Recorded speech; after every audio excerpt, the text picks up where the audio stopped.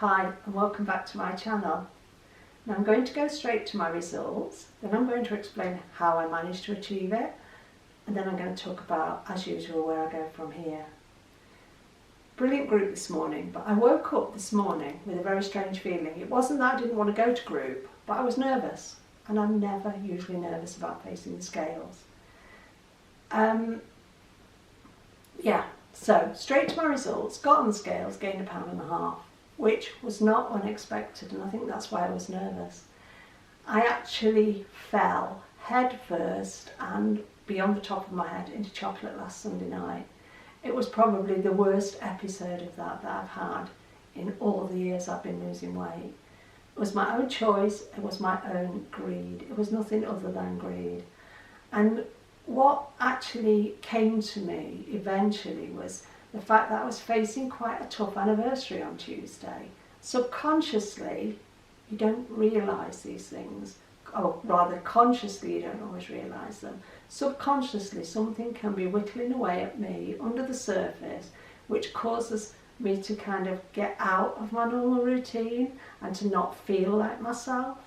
Anyway, I had an anniversary to face on Tuesday, and it was to do with a friend. I don't need to go into details because it's not relevant to anybody except me.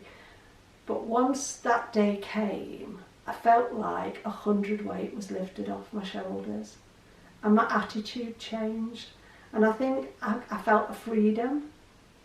Now, we all have to face anniversaries. They're not all sad anniversaries. We face a lot of happy anniversaries, and I am just as conscious that I can eat over being happy. So yeah, I felt like that weight was lifted off my shoulders and I can move forwards, which is a good thing. But before we got to Tuesday, Joe and I had devised a plan. There aren't many things that I genuinely could not eat. But one of the things that Joe eats, which I could not eat if I was starving, is sardines in a tin. Now, there's a tin on my desk, Joe. Can you show the particular tin I'm talking about? I doubt very much these wouldn't be free on plan because they're in olive oil. But what are they called, Joe? John West boneless sardines in olive oil. Yeah, John West boneless sardines in olive oil. Now, I'm not saying I don't like fish because I do. I'm not saying I don't like olive oil because I love it. But the thought of those little corpses, as I think about them, those little fishy bodies with no heads on, lying in that tin, nah. I'd rather have a spoon of pedigree chum. I'm not going to eat that either. But we came up with this plan, didn't we, Joe? That if I really, really feel I must have chocolate, Joe is prepared to go and get it for me. He's even prepared to pay for it, probably. But before he'll do that, I have to eat the tin of sardines. And believe me, the revulsion I feel over a tin of sardines would stop me ever eating chocolate. So this is a temporary measure until I get myself back onto solid ground and an even footing. And it's worked all week, because whenever the thought of chocolate has come into my mind, I visualise those little bodies lying in that tin. And while Joe can eat little fishy bodies, I can't. And I know a lot of my friends, when we eat out, will have whiting as a starter. Is it whiting, whitebait as a starter? I couldn't do that. I eat lots of fish. And some of the fish, when we think about it, like we eat tuna, and that's one of the ugliest fish you've ever seen. But when it's presented on your plate, it doesn't look like a fish, does it? So that's my plan. Those are my results, 1.5 pounds on, and more than deserved, because I think to get a maintain last week was a far better result than I actually deserved. So I'm facing the music this week with 1.5 pounds on, and I have actually committed, and never ever do I say in group I'm aiming to lose weight next week and this is what I want to lose. But I did today. I said put me down for £2 because I feel like I want to be back on this plan. I don't want to be playing at it. I don't want to be eating chocolate. I don't want to be messing around. I'm back on plan. And I have been back on plan since Monday. So that £1.5 has come from the half 100 weight of chocolate that I ate on Sunday night. And I'm not joking. Right, group was fabulous this morning. Lots of interesting information about the new products coming into Iceland on the 16th. They're going to be hot dog sausages, which sound nice. There's going to be a vegan smoky bean burger, which sounds quite nice. There's going to be a new risotto, which sounded quite nice. and the thing you'll get free from the 16th will be raspberries. The other thing that quite excited me that Naomi mentioned was the fact that this new Target members thing is coming in a fortnight. There are 3 different plans, and it's determined by how you got to Target. Were you like me and you were somebody who lost £0.5 a week to get there? Were you like a lovely chap in our group who's just moved his target down by half a stone and lost it in the first week? So if anybody tells me you cannot lose weight easily and comfortably when you are close to target, I honestly believe it doesn't matter where you are. If you stick to the plan properly, the weight comes off. And this chap proved it this morning. You know, he's like, can I drop my target by half a stone? Yes. Comes back the next week, he's below target. People can do this. It's about commitment and consistency. And that's what I love about this plan. When I'm in it properly, I love it and I want to do it, and I still get excited by it. When I'm messing around buying chocolate, I don't deserve any good results, and I don't get them. So I think I had 1 or 2 headings on my text, didn't I, Joe? Yeah. Can you give me heading 3, 4 and 5? Facing anniversaries. Yeah, anniversaries I've touched on. My higher power. My higher power. Rebecca Shaw, bless her, put a really good video up this week in answer to the video that I put up last week. And I like it when Rebecca does this because it causes me to think further into things. So I'm going to link Rebecca's video below, not just because she talks about me, but because I actually found it really useful and I think other people might find it really useful. But one of the things Rebecca touches on in that video is that I've talked about my experience with OA, Overeaters Anonymous, which is sister group to Alcoholics Anonymous. And in that group, we believe in a higher power, so there has to be something more powerful than yourself that you can rely on when you can't rely on yourself. So when you fall in head first into chocolate, what can stop you? And although I have a faith, and you don't need a faith as in a religious faith to work a 12-step program or to believe in something like Slimming World, although I have a faith, I've never seen really that my faith is, like, my faith gets me through a lot of things, but when it comes to this, working this plan, I would say my higher power is Slimming World. Now, sometimes I can get myself into a bit of a kerfuffle because I start to doubt bits of it. I mean, Joe and I were having a discussion this morning before we went to group about the kind of yogurts he can eat. And actually you start comparing them and you start to think to yourself, why is this one 1.5 sins when this one, which is almost identical, is 7.5 sins? Most of them aren't even on the app. You can't work it out because they're worked out on whole. You have hulled soybeans and theirs are. It's all so confusing and you never seem to get a definitive answer, so you start to doubt things within the plan. And I'm finding this in 1 or 2 things. I mean, like this week I was in Aldi and I picked up some chicken that I've seen people feature on shopping hauls in Aldi and thought, that sounds good. And it's just like, you know, you get the Cajun chicken or the tikka chicken. This one's sweet chilli and lime.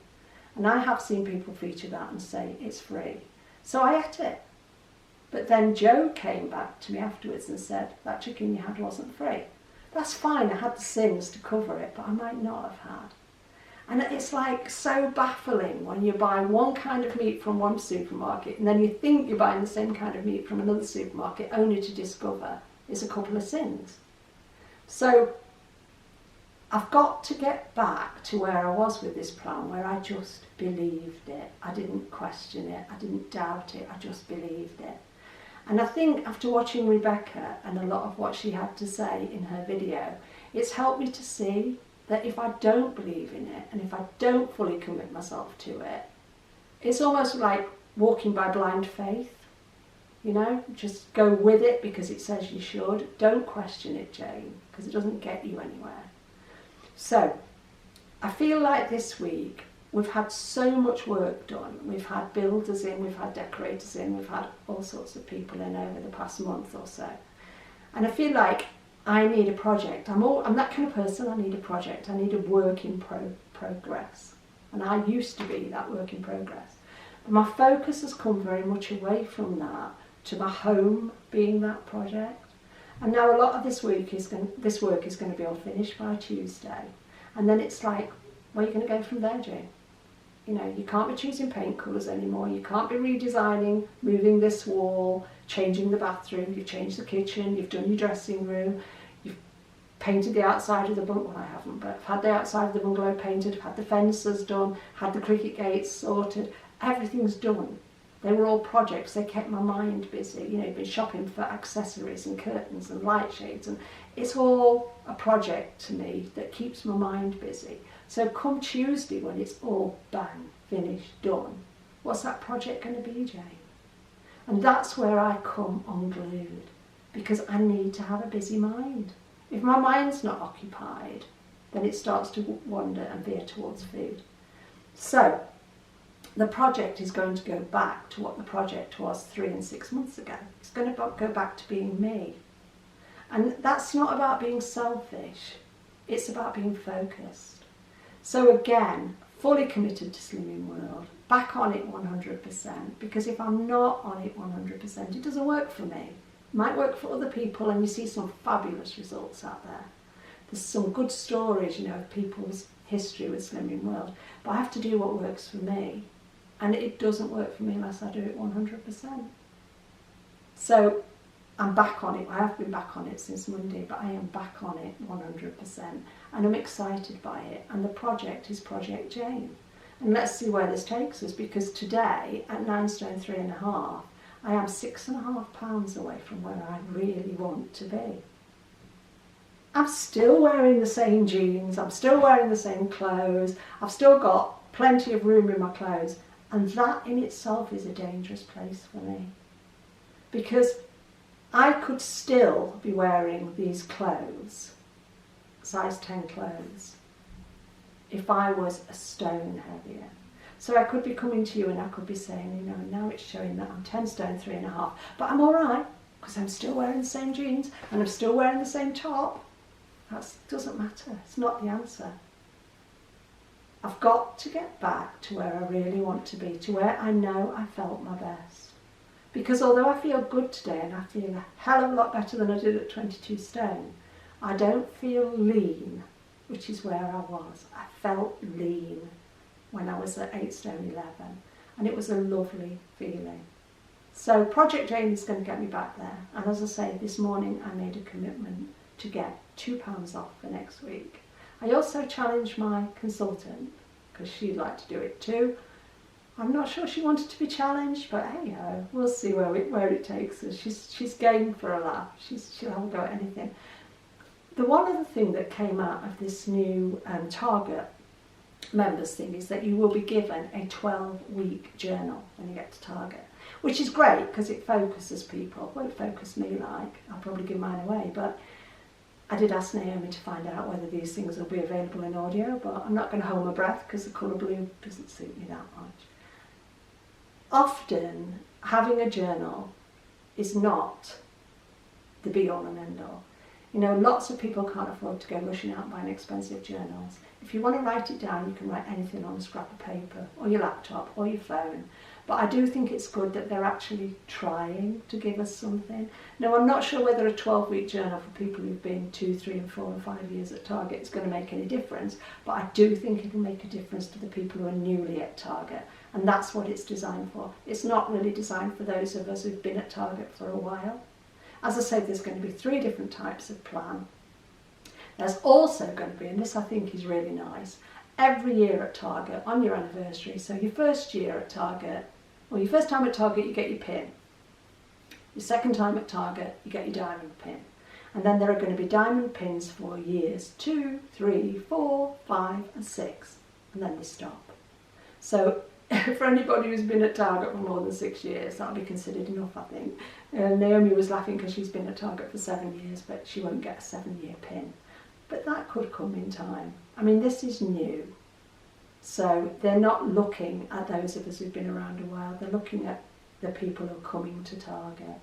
They've got to start somewhere, and I just think it's not too little too late.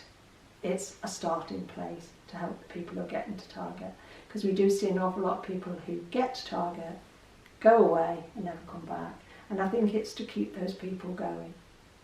So I've just finished reading a really good book. I found it really good because I found the subject matter was good. It's a book by an author called Lionel Shriver. And Lionel Shriver is a woman, not a bloke. I always imagined it was a bloke.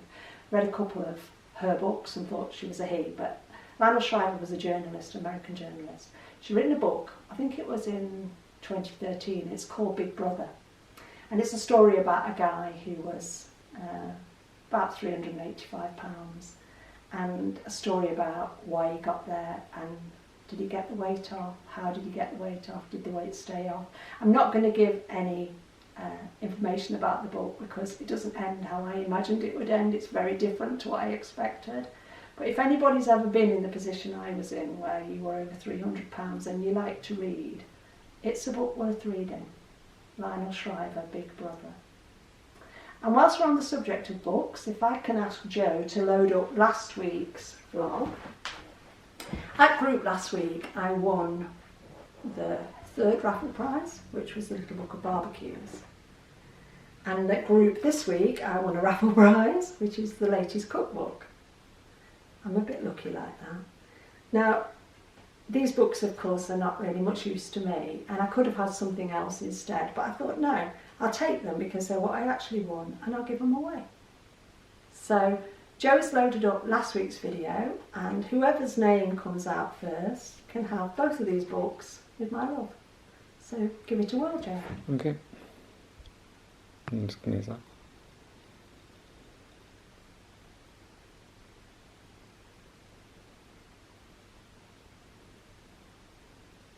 Fiona Peters. And the winner is Fiona Peters. Hi Fiona, you regularly comment and I get a lot from what you have to say. So if you'll drop me an email, and the email address is in the About Me section of my channel, I will, if you give me an address, I'll happily put these in the post to you with love.